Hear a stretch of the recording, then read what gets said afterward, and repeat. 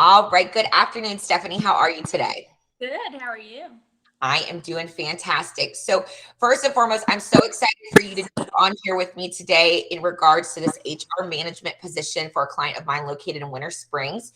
You and I got to know each other when we were working together on when you were the HR manager for Cohen Law and I was doing the recruiting for you. And you have since decided to venture out and look for something new. So, tell me a little bit about yourself and what you were doing in your last role at Cohen Law. Well, at Cohen Law Group, I was HR manager. Started a month before COVID happened, Yep. and no one can tell me what was about to happen. No one knew. But all throughout COVID, we just kept hiring and hiring. In addition to learning my job, I tripled the company within 2 years. And Fantastic. so, Now, in your role there, you wore a lot of different hats. In addition to HR, you were doing payroll and things like that as well, too. Correct? absolutely. That's probably one of the reasons why I was a little burnt out. I mean, it was wonderful. I've grown through the whole time. The past 2 years professionally were just something I can look back on and really tell stories about. I talk with my son, and he's like, "Wow, mom." And so through COVID, there was still just such a hiring growth. And we took the company from 60 people to about 180. And so Wow. while a lot of people working from home, I was in there most days, really, because I was the one doing orientations and bringing people on board. And there were some months where that was every single day. And some days I would have to double, in addition to the onboarding and the orientations and recruiting. I did the recruiting myself. We didn't have a Yep. recruiter. And I did the payroll every 2 weeks. And there were just a lot of growing pains. And really looking back, I imagine they felt it too. It wasn't just me. In their defense, we just were all like, wow, Yeah. growing It's at the rate. Nobody took a moment to stop and slow down and said, hey, maybe we need an office manager now. Maybe we need someone to just do regular maintenance things. I was all of that. yep. People would Well, call the me and the about great, yeah, that the great stuff. thing. Sorry, my phone's kind of cutting out because we have the storm coming. The great thing about that is I love because I feel like this really catapults you into your next step of having all of that different exposure. So now going into a company where you do have the recruiters and the generalists and some coordinators underneath you was going to be such a huge game changer because everything that you learned from being in it, I mean, you developed yourself and your skill set, and now you're going to be able to help develop others, which is what's so important for this role. Stephanie, so for this particular company, obviously they need someone with a great HR background, but they also need someone that is not so, we call it like the Sherm tunnel vision, where everything is so black and white, where they can really look at things from a, for instance, or by the, situation type of standpoint. How would you handle, like, let's just say maybe a employee that's had wonderful performance for say 2 years, and then all of a sudden maybe they're hitting a bumpy road. How would you handle an employee like that? That's a wonderful question. Nothing is black and white. I think one of my strengths is adjusting myself to the situation, communicating with people based on who they are, what their situation is. Um, I would bring that person into my office and just talk with them. Say, hey, you've been amazing. What's going on? Give them the floor to open up.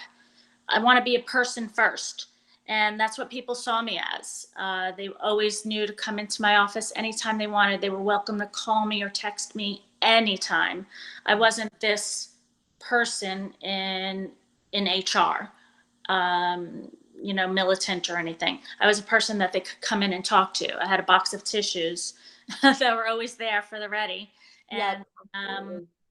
so I do believe that nothing is black and white. You have to really talk with each person, talk it through, talk it out, Yep. and really listen. Yep.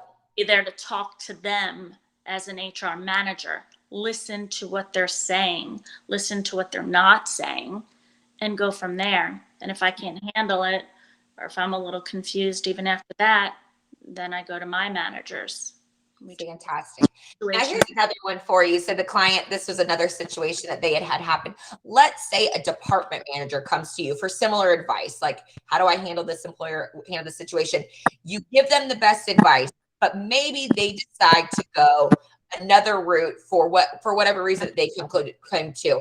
How would you handle that type of situation in your seat? Just the fact that they decided to go a different route. Okay. I job. That's all you can do. Even though I'm HR, you have department heads and they're there for a reason. They have their experience. They come to you sometimes for consultation. Sometimes HR isn't the, end of the road where everything needs to happen. So all I can do is offer my opinions. We talk together. If they say, hey, you know what? I know this person a little better than you because they work under me. So I'm going to do it this way. Okay. And if at the end of the day it was the wrong route, well, it really wasn't wrong. It just was their route and they're going to learn from that. I'm going to learn from it. We work together. It's not my way or the highway. I like that. Department heads. I don't want it to be all on me every single day, Absolutely.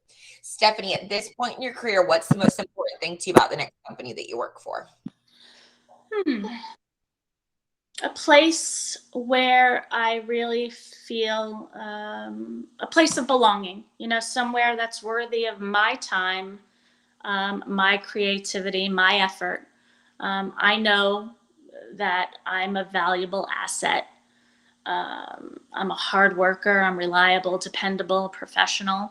I want a place that has that culture where they really feel that employees are like family. They don't just say it, but they practice it, where they feel like family comes first, your health comes first, where they're not the type to shy away from when somebody calls in and say, I need a mental health day.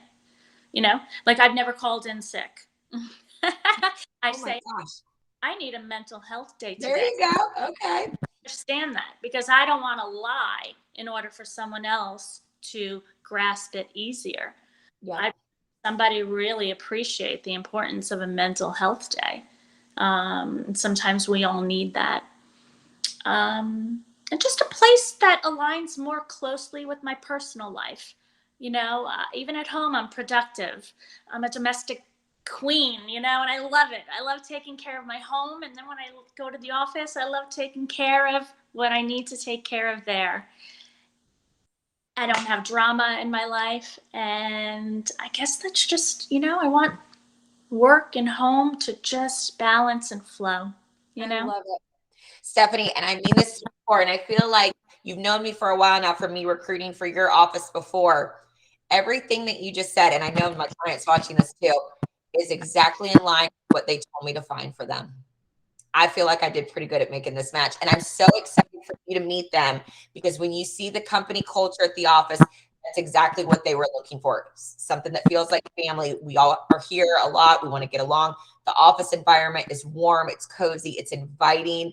Obviously, people are there to work hard, but you can tell they all truly enjoy each other and enjoy being there.